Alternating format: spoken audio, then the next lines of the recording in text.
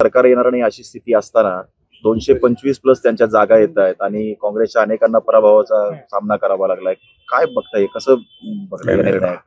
निकाल तर धक्कादायक आहेच आहे, पण यामध्ये अनेक शंका सुद्धा जनसामान्याच्या मनामध्ये येत आहेत, हे नाकारता येत नाही. खरं म्हणजे एक धर्माचा उपयोग, पैशाचा उपयोग, काही योजना, ज्या सरकारी योजना केवळ राजकारणाकरता वापरण्याकरता घेतलेला, हे सुद्धा कारण आहे. आणि याच्यातून हे त्यांना जे दिसतं जागा मिळालेल्या, खरं म्हणजे हे खरं यश नाही. त्यांनी ओढून ताडून कसं तरी मिळवलेलं, निर्णय क्लुप्त्या करून मिळवलेलं यश आहे. ना कोणाला रोजगार दिला, ना महागाई कमी केली, ना छत्रपती शिवाजी महाराजांचा पुतळा कोसळला, त्या भ्रष्टाचाराची चौकशी केली, ना स्त्रियांच्या अत्याचारावर उत्तर त्यांनी दिलंय. आणि याच्यात हे कसं यश मिळतं याबाबतीत अनेक शंका लोकांच्या मनामध्ये आहेच आहे.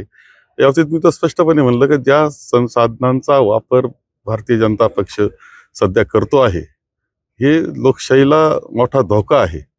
म्हणजे ते याच्यापेक्षा अधपतन काय होणार पुढच्या निवडणुकांमध्ये?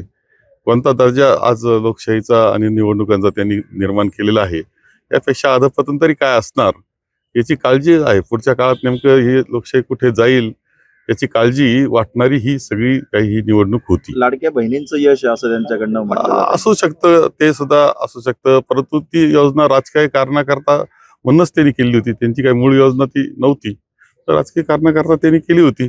परंतु त्या व्यतिरिक्त सुद्धा जे संसाधनं वापरलेले त्यांनी, त्याकरता पैसा 700 कोटी रुपये निर्णया ठिकाणी पकडले जातात.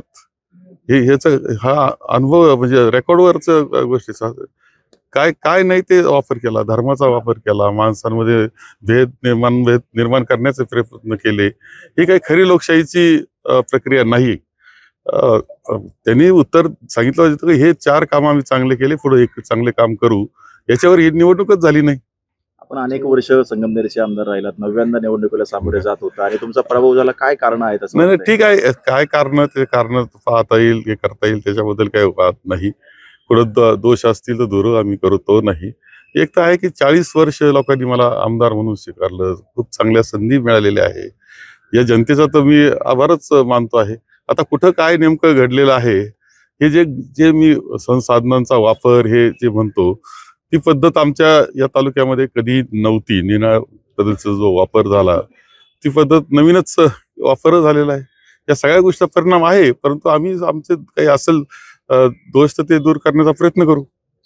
तर जिल्ह्यातही पाहिलं तर हेमंत ओगले हे काँग्रेसचे आमदार निवडून आले, अनेक ठिकाणी तेवढं यश मिळालं नाही. काय नेमकं सगळीकडेच नाही, आता हे पहा, असं आहे की जेव्हा संपूर्ण महाराष्ट्रातच एक लाट म्हणूनच ही गोष्ट आलेली होती. एवढा मोठा बहुमत म्हणजे त्यांना जे मिळतं आहे, याला कारण मीमांसा तर करता येईलच आपल्याला. काय कशाचा परिणाम आहे, कोणतं कर्तृत्व यांनी दाखवलं का इतकं मिळावं?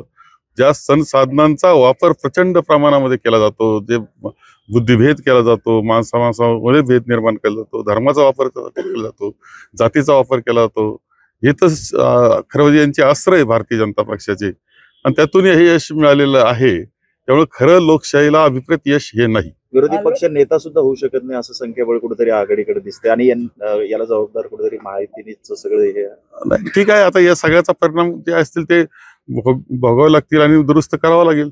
शेवटी देशाची लोकशाही वाचवायची असेल, राज्यघटना वाचवायची असेल, तर आम्हाला आणखी काम करावं लागेल. एवढंच संघर्ष आहे, करू आम्ही.